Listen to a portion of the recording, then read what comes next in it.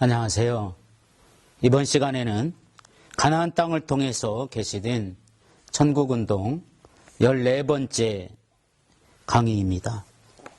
이번 시간에는 신명기에 나타난 하나님 나라 운동에 대해서 살펴보겠습니다. 여러분이 가지고 있는 교재 136페이지를 보시면 신명기의 기록 배경과 특징이 나옵니다. 이 신명기는 모압 언약이라고 부릅니다.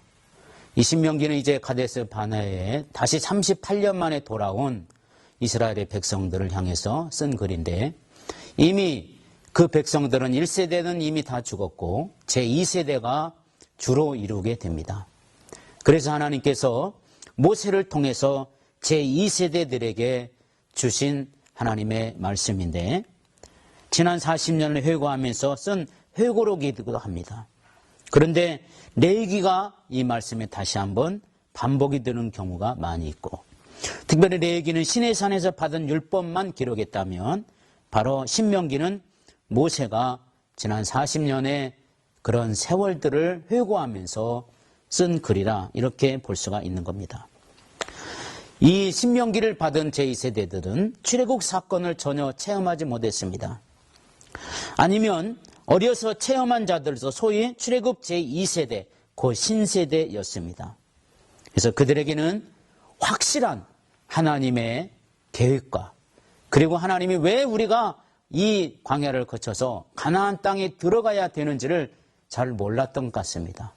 그래서 모세는 바로 이 가데스 바네아에서, 특별히 모압 광야에서 이 신명기의 말씀을 후손들에게 전해주는 것을 우리에게 보여주고 있습니다. 과거의 구원 역사를 회고하며 또 동시에 그러면서 미래의 역사를 조망하면서, 그리고 하나님의 주신 율법의 의미를 새롭게 풀어서 강해해 주면서 이스라엘 세 세대에서 신앙의 유언을 남기고자 했던 이러한 모습들을 우리가 여기서 보게 됩니다. 신명기의 내용을 보게 되면 우리에게는 여러 가지 모습으로 볼 수가 있습니다. 신명기에 먼저 1장에서 4장까지는 모세의 회고와 권면의 글이 나옵니다.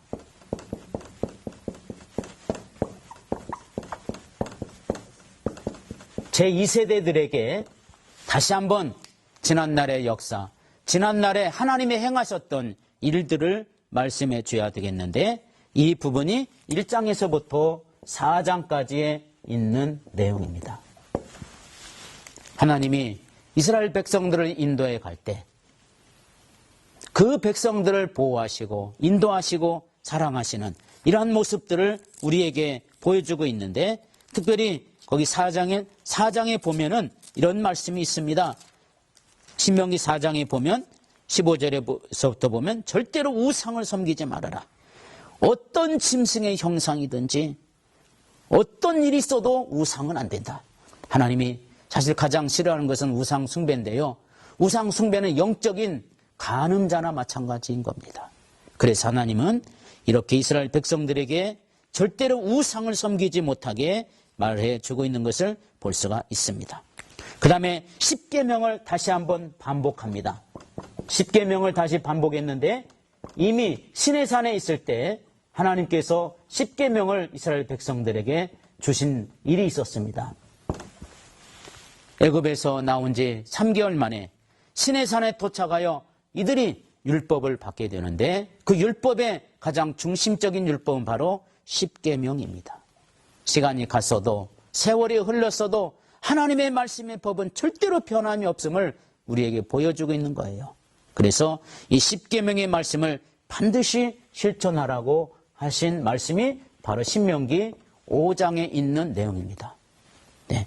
그 다음에 세 번째는 바로 여러 가지 하나님께서 이스라엘 백성들이 꼭 알아야 될 여러 가지 권고들이 나옵니다. 하나님을 어떻게 섬기고 하나님 의지하고 하나님을 바라볼 때 어떤 식으로 우리가 하나님의 뜻을 이뤄가야 될 것인지, 이런 부분들을 우리에게 권고해 주는 내용이 나오는데, 바로 6장에서부터 11장까지 신명기에서 우리에게 또 한 번 권면해 주는 여러 가지 나옵니다. 불순종에 대해서도 말씀하고 있고, 또 특별히 7장의 신명기 7장에 보면 하나님께서 택하신 민족들 너희가 법도를 지켜 행하면 복을 받게 될 것이며 8장에도 보면은 우리가 하나님 앞에 절대로 여호와를 잊지 말아라. 은, 금, 소와 노비가 풍부하면 하나님을 잊어버릴까 봐 하나님은 그러한 권고의 말씀을 주시는 겁니다. 10장에 가보면 모세가 10계명을 다시 받아서 그 10계명을 다시 또 한 번 얘기하는 이러한 그 내용들을 이제 설명해주고 그런 내용들이 다시 나옵니다. 그리고 하나님께서 바로 하나님 앞에 드려질 모든 영광과 존귀와 찬양을 온전히 들려야 될 것을 말씀하신 겁니다. 그것이 바로 11장에 나타나는 내용인데 그것은 법도와 규례와 명령을 항상 지키는 것. 이게 바로 하나님께 아름다운 영광의 모습을 우리에게 바치라고 하는 하나님의 권고의 말씀을 우리들이 꼭 들어야 됩니다.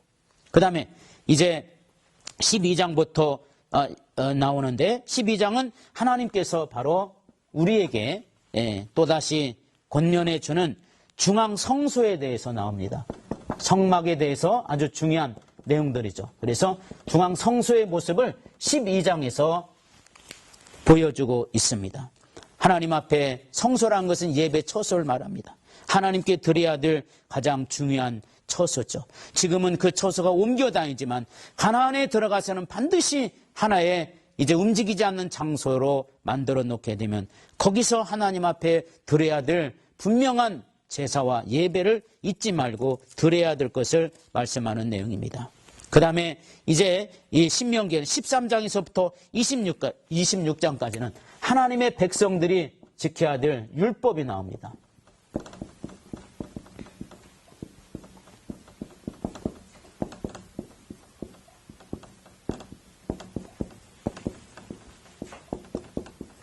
(13장에서부터) (26장까지에) 있는 내용입니다. 그래서 하나님 백성들이 다시 한번 율법을 주지시킵니다. 그리고 축복과 저주가 나옵니다. 27장.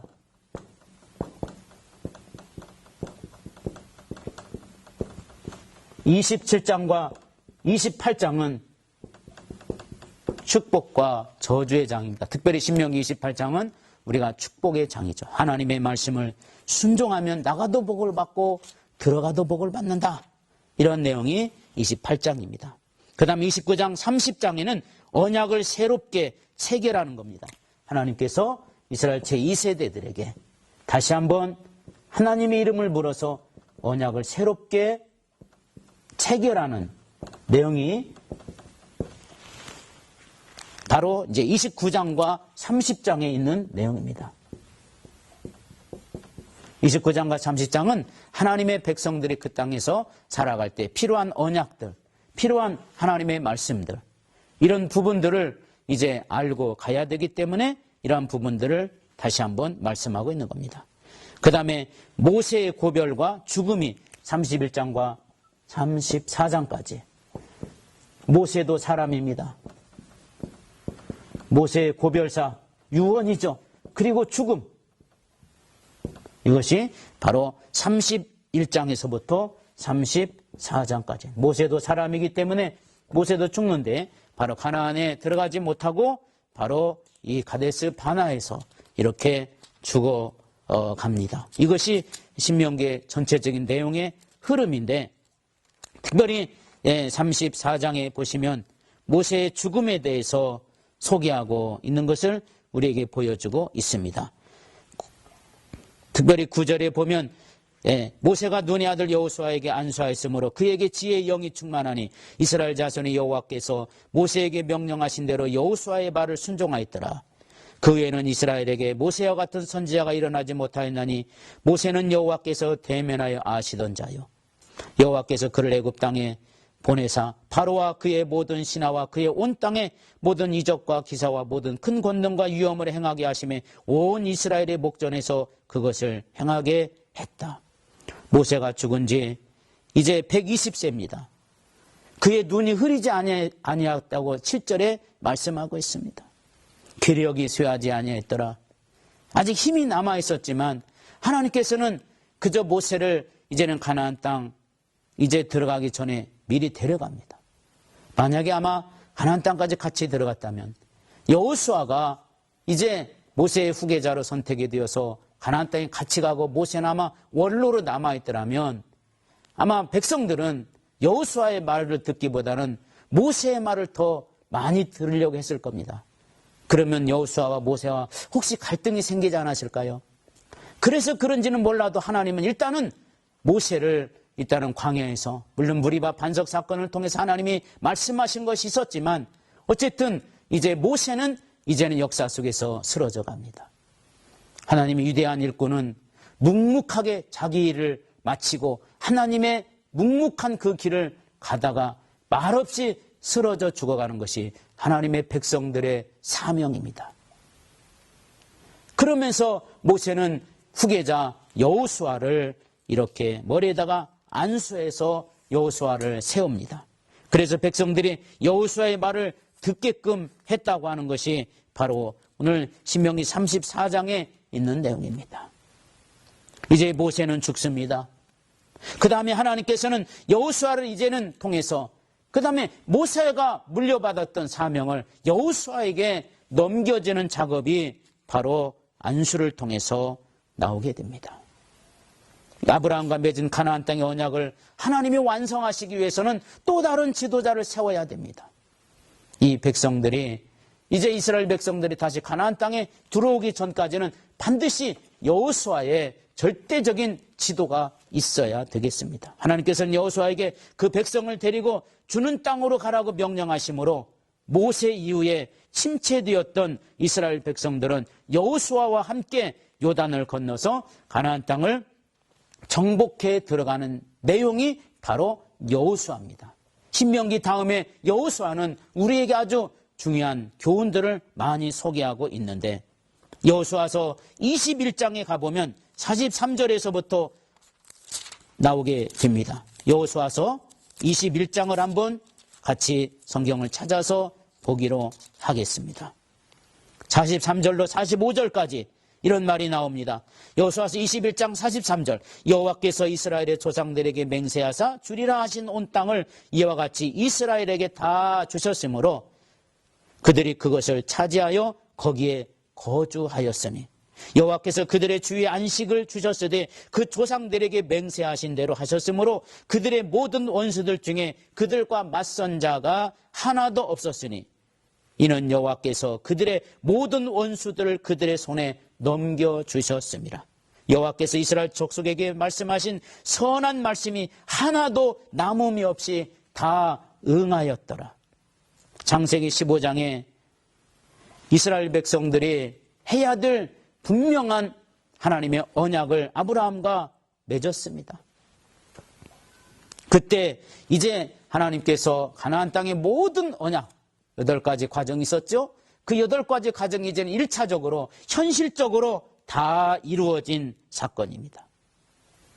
하나님은 인간의 어리석음 때문에 하나님의 역사가 때로는 차질도 빚어지기도 했고 때로는 하나님의 역사가 옆으로 가기도 했지만 그러나 하나님은 결국은 그 말씀대로 이루셨다라고 하는 이런 내용입니다.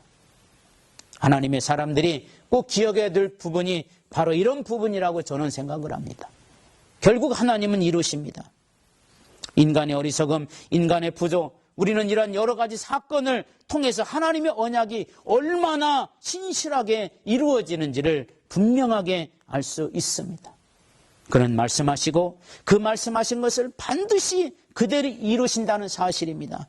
우리는 이 사건을 보면서 지난달 가나안 땅에 대한 언약을 그대로 이루어 주신 하나님께서 이제 그런 일을 보니 우리도 예수 믿고 하늘나라에 들어갈 때까지의 모든 과정과 여정이 반드시 우리도 이스라엘 백성들에게 이루어지게 하신 것처럼 우리도 이루어지게 될 줄로 우리는 믿는 겁니다. 우리가 가야 될 땅은 옛날에 없어진 가나안 땅이 아니라 이제는 새로운 나라, 새하늘과 새 땅. 이 언약도 반드시 가나안 땅의 언약을 이루어준 것처럼 이 언약도 새하늘과 새 땅의 언약도 반드시 이루어질 줄로 우리는 확신할 수가 있는 줄로 믿습니다. 하나님의 백성들에게 주어진 위대한 하나님의 은혜와 축복의 역사하심이 신명기에 나타나고 있고요. 그 다음에 우리는 여러분 여러분이 가지고 있는 교재 145페이지에 보면 여호수아서를 보겠습니다. 이 여호수아는 출애굽 이후에 가나안 정복과 정착이라는 전기를 맞는 이스라엘 백성들의 역사를 아주 생동감 있게 기록한 이 책이 바로 여호수아입니다. 모세 오경과 그리고 그 이후로 하나님께서 이스라엘의 역사를 이어주는 교랑 역할을 이것이 하고 있습니다. 마침내 약속의 땅 가나안 땅에 들어가서 정착하기까지의 여러 가지 과정을 묘사하고 있습니다. 이 여호수아서는 이제 막 가나안 땅에 정착한 이스라엘 백성들이 주로 이제 1세대들보다는 주로 2세대들, 후손들이었습니다. 그래서 이 여호수아서에 보게 되면 그 옛날 이스라엘 민족의 시조였던 아브라함에게 가나안 땅을 약속해 주셨을 뿐만 아니라 실제 그 약속대로 이스라엘 백성들을 인도하사 그 일을 이루어 주시고 그 일을 반드시 성취해 주셨다는 것, 이 믿음과 신앙을 가지고 그들은 가서 전쟁을 만나도 이겨냅니다. 그들은 수많은 전쟁을 치릅니다. 이 전쟁은 이기게끔 되어져 있습니다. 하나님이 기적을 베풀어 주시는 것은 하나님의 계획을 이루려고 주시는 겁니다. 이스라엘 백성들이 애굽을 탈출해서 홍해 바다를 만납니다. 많은 백성들은 홍해 바다에 혹시 빠져 죽을까 봐 그들은 염려합니다. 그러나 홍해 바다는 반드시 갈라지게끔 되어져 있습니다. 왜요? 그래야 하나님의 계획이 이루어지기 때문에 그렇습니다. 만약에 홍해가 갈라지지 않고 홍해 바다에 이스라엘 백성들이 다 빠져 죽었다면 아마 하나님의 계획은 무산되었을 겁니다. 그러므로 기적은 하나님의 계획을 이루기 위해서 주는 그러한 놀라운 일이 되는 겁니다. 우리 믿음의 사람에게도 나타나는 때때로 여러 가지 하나님이 나에게 주신 여러 가지 은혜와 축복과 은사와 기적이 있다면 이거는 하나님이 나에게 그의 깊으신 뜻을 이루라고 주시는 아름다운 선물이 되는 겁니다. 광야에서도 많은 전쟁을 치루었고 고생고생해서 가나안 땅까지 왔는데 가나안 땅에서도 또 여러 번 전쟁을 하면서 성 하나하나와 전쟁을 하면서 수많은 희생자를 나타내는 부분들이 나오게 되는데 여기가 바로 여호수아서의 내용을 우리가 보면은 알 수가 있습니다. 여호수아는 크게 세 부분으로 나눌 수가 있습니다. 여호수아에서 보게 되면 1장에서부터 12장까지 여호수아가 앞장서서 여호수아를 대장으로 해가지고 이제 이스라엘 백성들이 가나안 땅을 정복해 들어가는 과정입니다. 그래서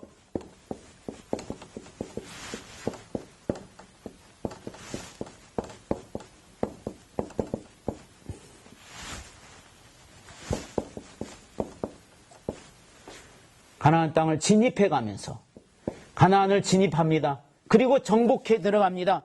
이것이 1장에서부터 12장에 있는 내용입니다. 뿐만 아닙니다. 두 번째는 이제 가나안 땅에 들어가서 그 땅을 지파의 이스라엘의 모든 백성들에게 분배하는 식이 나옵니다. 땅의 분배가 13장에서부터 22장까지 이것이 이스라엘 백성들이 가나안 땅에 들어가서 분배받는 겁니다. 세 번째는 여호수아가 하나님의 언약을 새롭게 체결하는 겁니다.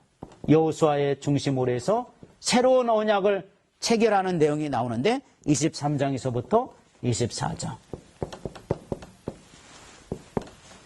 이렇게 해서 여호수아가 맞춰지게 되는데 특별히 하나님께서 여호수아를 정복을 전쟁을 시킬 때 6장을 가보면 첫 번째 정복의 역사가 나옵니다. 요단강을 도하 후에 얼마 있다가 제일 먼저 만나는 성이 바로 여리고라고 하는 성이었습니다. 6장에 가보면 이스라엘이 여리고 성을 정복해 나가는 과정이 나오게 됩니다. 하나님께서 여리고 성을 정복할 때 하루에 한 바퀴씩 7바퀴를 이제 마지막 7째 날은 7바퀴를 돌죠. 하루에 한 바퀴씩. 그리고 7일째 되는 날은 7바퀴를 들고 함성을 지릅니다.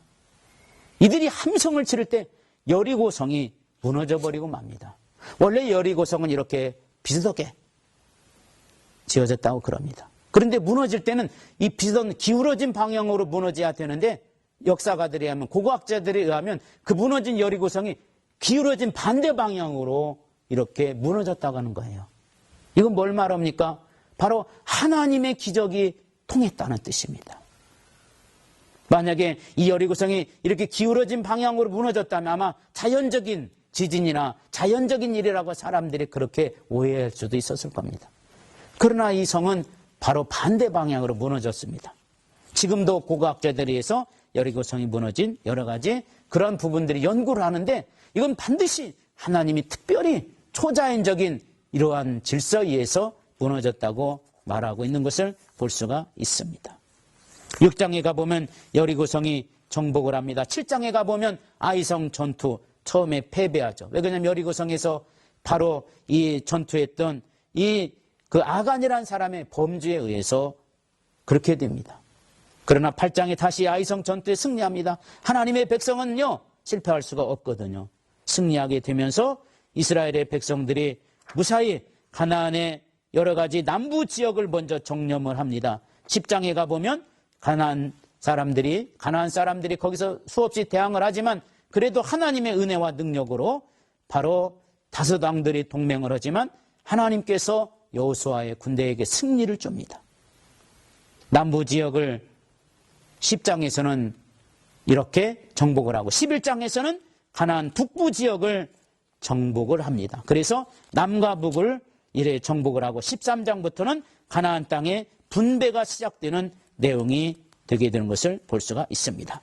이런 내용을 중심으로 해서 바로 가나안 땅이 여호수아가 어떻게 정복해 나갔는지를 우리에게 가나안 백성들을 쫓아내고 그리고 그 속에서 하나님의 백성들이 그 땅을 차지하는 여러 가지 모습을 볼 수가 있습니다. 지도를 이렇게 보게 되면 바로 여기가 지중해입니다. 지중해인데 이 지중해를 중심으로 해서 이 가나안 땅이 바로 이쪽에 갈릴리라고 하는 바다가 있습니다. 사실은 바다는 아니고 큰 호수입니다. 그래서 성경에는 이렇게 대체로 바다로 표현되어져 있습니다. 그리고 갈릴리를 중심으로 해서 요단강이 있고 밑에가 이렇게 사해바다가 있습니다. 바로 여리고성은 사해바다에서 가까운 바로 이 성이 여리고라고 하는 지역입니다. 그래서 이스라엘 백성들이 이쪽에서부터 여리고성을 요단강을 건너서 여리고성을 이렇게 점령에 들어갑니다. 여리고성을 점령을 해서 그 다음에 다시 아이성을 또 점령을 합니다.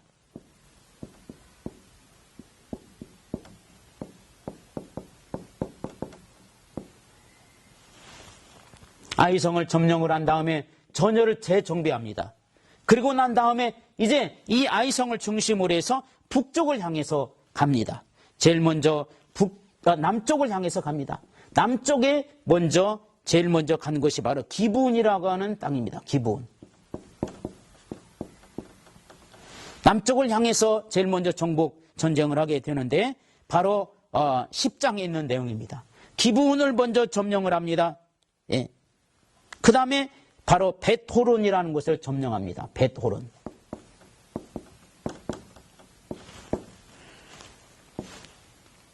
그 다음에 막게다라는 곳에 또 점령을 합니다. 그 다음에 옆에 있는 림나라고 하는 곳이 있습니다. 림나 땅을 또 정복을 하게 됩니다. 그리고 그 밑에 라기스라고 하는 지역이 있습니다. 라기스라는 지역을 또 점령을 하고 그 다음에 에글론이라는 점령을 또 합니다. 에글론 지역을 점령을 하고 그 다음에 사해에 가까운 쪽으로 헤브론이라는 지역이 있었습니다. 헤브론 지역이 있고 그 다음에 헤브론 그 밑에서 바로 드빌이라고 하는 이 지역을, 그래서 하나님께서 이스라엘 백성들이 들어가서 제일 먼저 여리고와 아이성을 빼앗고 그 다음에 남쪽 부분을 전체적으로 다 이렇게 점령을 하게 됩니다. 그 다음에 여호수아와 그 군대는 그 다음에 북쪽을 향해서 갑니다. 북쪽을 향해서 쭉 가도 갈릴리 옆에까지. 지금의 이쪽 지역은 예루살렘의 지역입니다. 이쪽 지역에서 제일 먼저 메롬이라는 데가 있습니다. 메룸이라는 지역을 정복을 합니다. 그리고 옆에 하솔이라는 지역이 있습니다. 하솔 땅도 정복하게 됩니다. 그리고 가데스라는 지역이 또 있습니다. 여기를 점령을 하고 다시 메룸으로 다시 와가지고 바로 악삽이라는 지역, 악삽이라는 지역을 점령을 해서 이와 같이 정말 하나님께서 주신 모든 땅을 이렇게 정복을 해 나갑니다. 그래서 여호수아는 그의 백성들과 더불어서 가는 곳마다 이렇게 영광을 돌리고 하나님께서 주어진 일들을 잘 무사히 해내고 이 역사가 이루어지게 되는 겁니다. 하나님이 약속하신 땅, 하나님이 주셨던 땅, 하나님께서 반드시 이스라엘 백성들에게 결과적으로 주십니다. 이처럼 가나안 땅에 하나님의 나라 운동이 멋있게 이루어지고 그리고 그 속에서 하나님의 구원 운동의 역사가 이제 본격적으로 시작하기 위해서 이스라엘 백성들을 무사히 안착하게 한 것이 바로 여호수아입니다. 다음 시간부터는 바로 이제 이 모세오경에 하나님께서 주신 언약을 이루시기 위해서 하신 하나님의 특별하신 여러 가지 사역들이 있습니다. 다음 강의는 바로 언약을 이루기 위해서 하나님이 하신 특별한 사역들부터 공부하게 되겠습니다. 감사합니다.